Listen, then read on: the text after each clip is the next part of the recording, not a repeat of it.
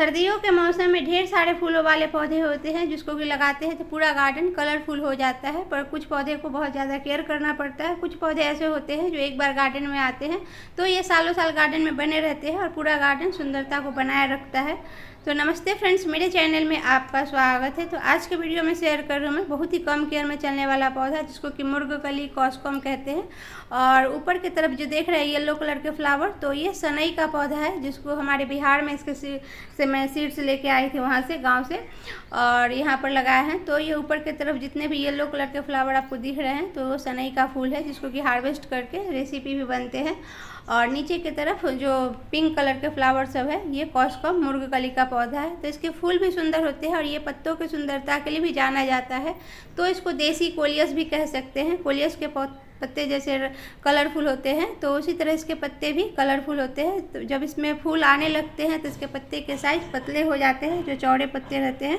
और इसके फूल देख रहे हैं पूरा पिंक कलर के, बहुत ही खूबसूरत लगता है। तो ये एक बार कहीं से भी एक पौधा अगर अपने गार्डन में ऐड करते हैं तो फिर हर साल ये सेल्फ सीडलिंग से ये पौधा सैकड़ों पौधे निकल जाते हैं जिसको कि अलग करके आप ढेर सारे गमले में भी लगा सकते हैं और काफ़ी सारे पौधे ज़मीन में भी लगा सकते हैं। पर इतने सारे इसके पौधे हो जाते हैं तो इसको उखाड़ के मैं बहुत सारे पौधे फेंक देती हूँ और कुछ पौधे को गार्डन में लगे रहने देती हूँ। तो ये देख रहे हैं, तो इसमें बहुत ज़्यादा खाद देने की ज़रूरत नहीं पड़ती है, ना ही केयर करने की ज़रूरत पड़ती है। गमले में लगाते हैं तो इसको समय समय पर पानी की ज़रूरत पड़ती है। अगर पानी सही से देते हैं तो ये पौधा समय आने पर खुद फूलों से भर जाता है। पूरा विंटर में इसके फूल खिले ही रहते हैं।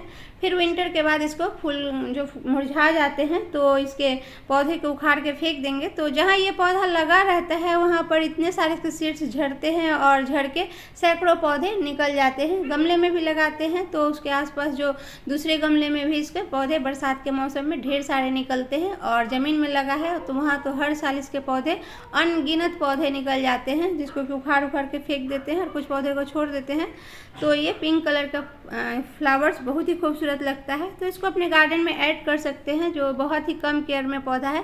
तो सर्दियों में अगर कम मेहनत में अपने गार्डन की सुंदरता को बनाए रखना चाहते हैं तो कॉस्कॉम का पौधा बहुत ही अच्छा ऑप्शन है। तो इसको कोई पॉलीथीन में भी लगा सकते हैं, कोई गमले की ज़रूरत नहीं पड़ती है। तो यहाँ देख रहे हैं कुछ पौधे को मैंने पॉलीथीन में लगा के रखे हैं और कुछ पौधे ज़मीन में लगे हुए हैं।